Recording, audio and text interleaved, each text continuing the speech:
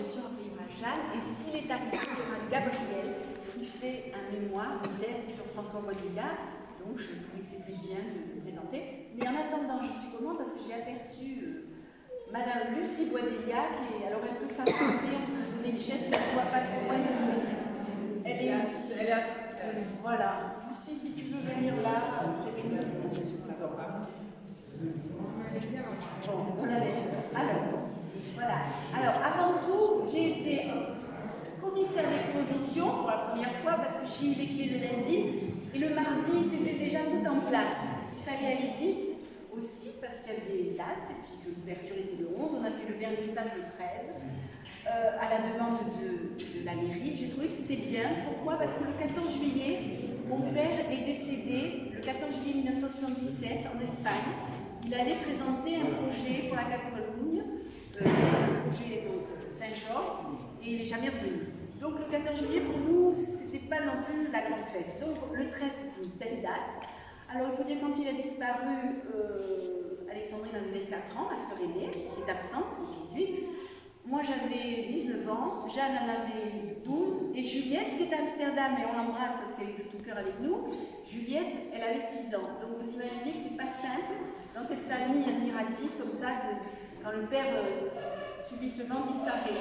Donc on a essayé de faire oui, un hommage, mais je ne veux pas que ce soit quelque chose de triste, parce qu'il y a une nouvelle génération qui arrive et qui ne connaissait pas dans le Languedoc-Roussillon, on a peut-être parlé de lui, mais il faut dire que mon père avait des atouts très, très pointus sur Paris, avec des gens vraiment de qualité, comme le sculpteur Fénosa, il est inspiré par Mayol, Bournel, etc. Et on trouve dans ces sculptures beaucoup de douceur, voilà.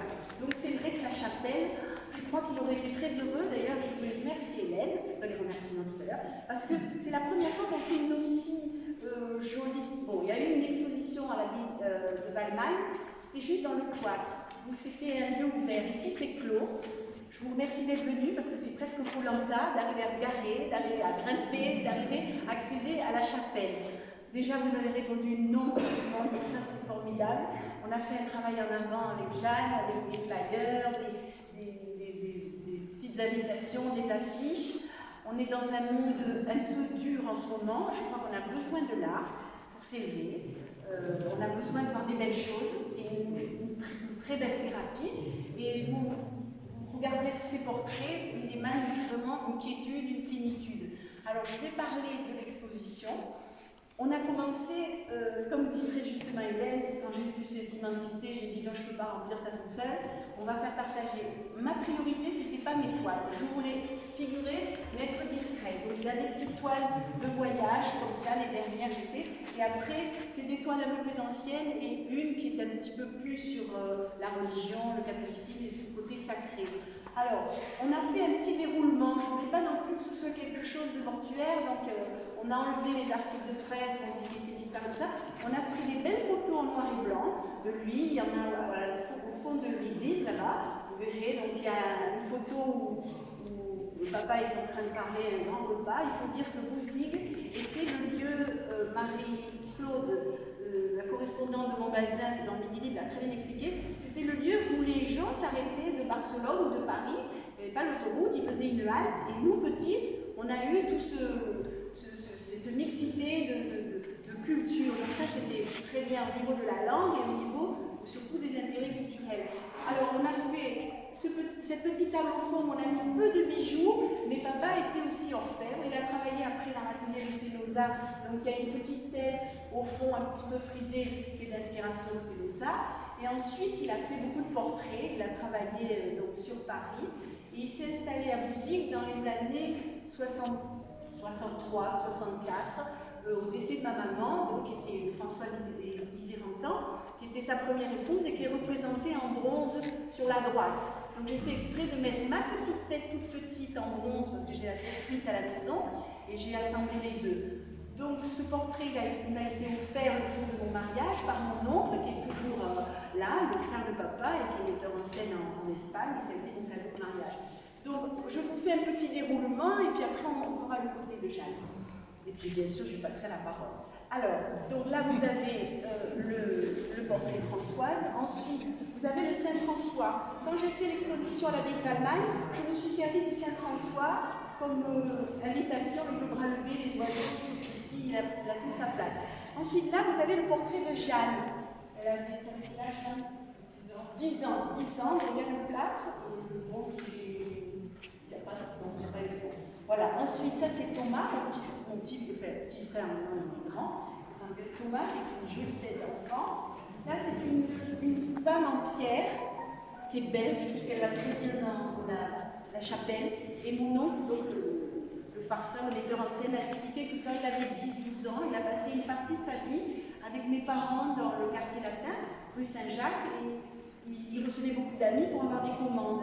Et mon oncle m'a expliqué quand il était enfant, mon père faisait visiter l'atelier et mon oncle avait mis du rouge à lèvres sur la sculpture qu'il a eu un mal fou à enlever parce que c'était rentré dans la pierre. Voilà pour la petite anecdote. Ensuite, ici, vous avez la femme debout, donc elle fait 60 kg, donc je remercie Rabi et Hélène qui sont venus à la maison, l'a chargée dans le coffre. Vous ne vous rendez pas compte, mais c'était beaucoup de travail de manutention. Alors là, on a fait le point de Jeanne. Alors si tu veux expliquer, Jeanne, qu'est-ce que tu veux voilà. Oui, alors moi d'abord je voulais remercier tout le monde qui sont présents ici ce soir pour fêter cet hommage à mon père, remercier Valérie qui a organisé, remercier la mairie. Et je ne vais pas faire de long discours, je vais vous expliquer que moi j'ai seulement exposé là des commandes de portraits, donc beaucoup de bustes d'enfants comme faisait mon père, parce que j'ai eu le même don comme ça, sans le travailler, hein, pour ainsi dire. Ah non, je ne parle pas très fort. Et voilà, donc j'ai pas mis ni les peintures, ni le travail un peu plus moderne que je peux faire. Ensuite, je voulais aussi vous présenter des amis musiciens qui vont peut-être jouer pour la fin de clôture d'exposition, pour Savoy, que je ne sais pas où il est, qui est le siffleur d'Ennio Morricone, accompagné de Michel Mastrani, qui est une soprano qui l'accompagne depuis peu dans ses concerts. Voilà, donc ça vous aurez, j'espère, le plaisir qu'on l'organise le 22 ou 23. On vous le fera savoir. Alors je vais continuer sur l'œuvre de Jeanne. Jeanne a fait beaucoup de portraits d'enfants, des connaissances, des commandes. Elle a mis des petits flyers au fond parce qu'elle, c'est sa profession.